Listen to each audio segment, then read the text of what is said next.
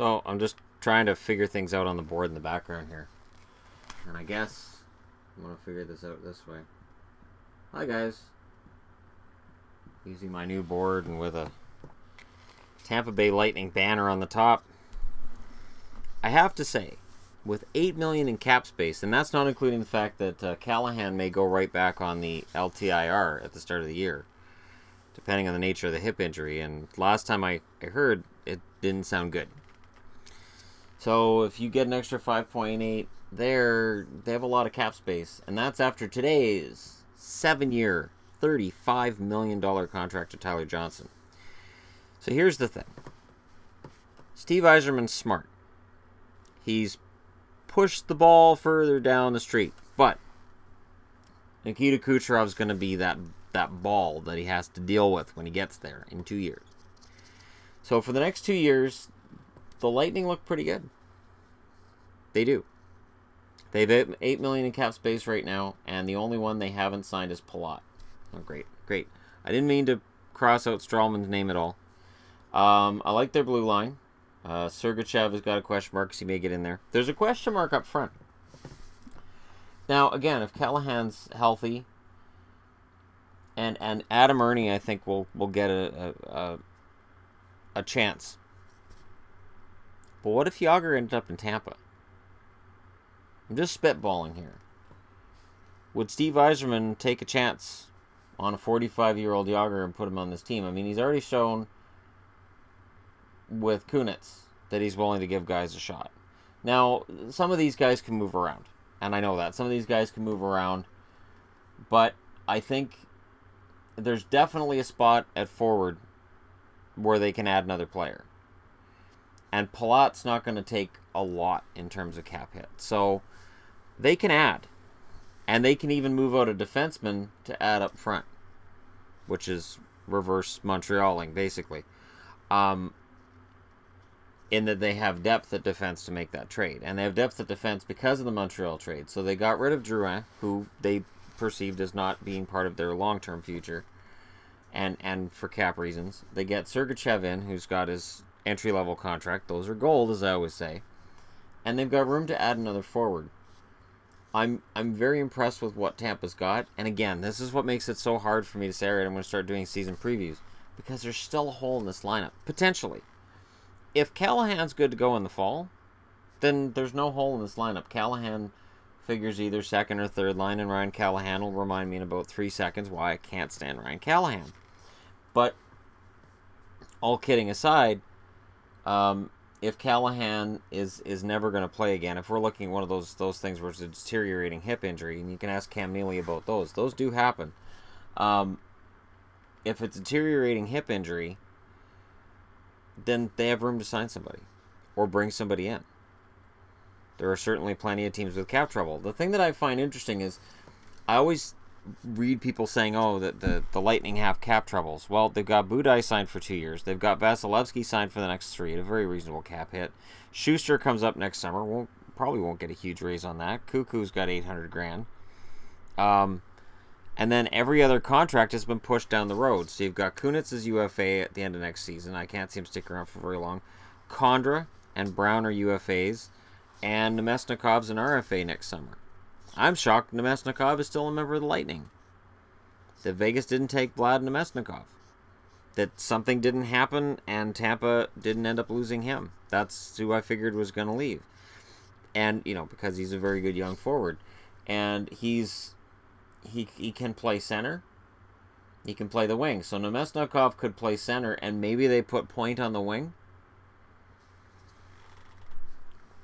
My issue really is that I look at what Tampa has, and there's the potential there. It's a boomer bust team. And when I say that, what I mean is I can't see them being middling. I could see them being top. I could see them being out of the playoffs. But I really admire Steve Yzerman continuing with the plan. So even though they missed the playoffs by a point, he's not tearing anything apart. He's sticking to the plan.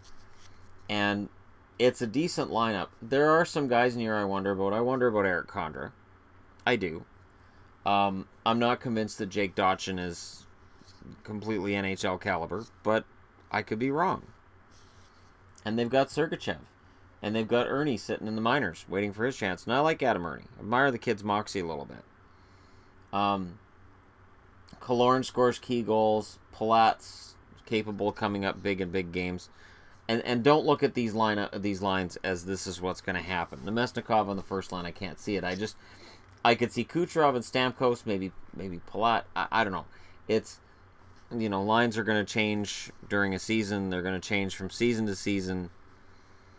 And it's just a matter of, do they have the scoring? Yes. If Stamkos is healthy. Now, if Stamkos isn't healthy, this Tampa lineup misses the playoffs. I really believe that. Because trading off Jonathan Drouin, what it does is it does take some scoring out of this lineup, and it means that they have to have Stamkos healthy. Or else they're in deep trouble. But I don't think they're in deep trouble. I really don't. And I think the signing of Johnson, the 7 years, $35 million, it's a lot of term. And 2 years from now, Nikita Kucherov is going to go to Steve Yzerman and say, I'm getting a big raise. And he's going to be 100% right.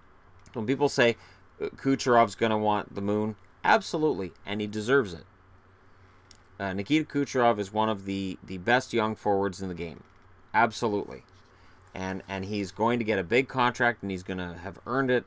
And this could very well be the ticking time bomb that makes Tampa blow everything up in 2 years' time. Or at the very least, they have to sell guys off. But I do like some of what they've done. And the Johnson contract is just another thing that I look at and say, that's reasonable. That's reasonable. For what he does, it's reasonable. Kucherov is a steal. Nikita Kucherov is a huge steal for Tampa and has been for his whole career, basically. $4.6 million for a guy who should very well be a top 10 scorer in the NHL again this season. And he seems to do it without a lot of assistance. It's just insane that the cap hit is as low as it is. And it's part of the reason why I talk up Steve Yzerman, despite the fact the team hasn't got over that hump yet. But they're close. They're closer than they look if you look at this past season's standings. I keep wanting to say last year, even though the season just ended a month ago. But I do like what Tampa's done so far, and I think that they'll definitely be able to fill that spot if Callahan's not coming back. But it's going to be interesting to see what happens. So I want you guys to tell me what you think of the Johnson contract. What does Tampa do? If Callahan isn't coming back, do they look at a Shane Doan?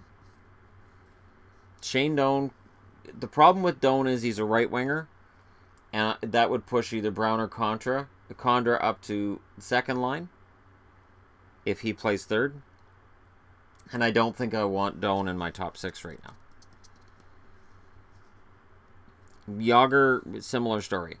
But I think Jágr's capable of putting up more points right now than Shane Doan. Well, Vanek. Vanek's a lefty, but Nemesnikov's been very versatile. You can throw him on the right side. I've seen guys switch wings, and it's been very successful. I've seen it bomb as well, but it can happen. So let me know what you guys think. Johnson contract, do you love it? Do you hate it? $5 million cap, is that acceptable, or is that too much? Is it too little? But again, for the last couple of years, we've said Yzerman's going to have to blow up this roster to keep it competitive and under the cap, and he hasn't had to do it yet. And I don't qualify trading out Jonathan Drouin as part of it, because getting back Sergachev, a really solid prospect on a blue line, and you look at this blue line, and they could be vulnerable. But if Sergachev is as good as he's supposed to be, and Montreal's GM, Marc Bergevin, said he was penciled into their lineup for this coming season, they really believe he's an NHL defenseman, you put Sergachev in where Coburn or Girardi are, and you push either Girardi or Coburn down to that third pairing, you've got something going on. And I honestly think that Sergachev would go top 4 and Girardi would probably drop to number 5, despite his cap hit. So let me know what you guys think in the comment section below. Hit like and subscribe if you're browsing your way through. And congratulations to Tyler Johnson on being the latest young player to get a fantastic long-term contract. It's a good time to be a young player in the NHL. It's a lot different than when bridge contracts and little trickling contracts came through. Maybe you get 2 years, maybe you get 3, unless you're a huge star. And now you can get a contract for the rest of your career right now. I'm not saying Johnson's career is only 7 more years, but that's almost an entire career right there. So again, thank you for watching, and I'll talk to you guys again soon.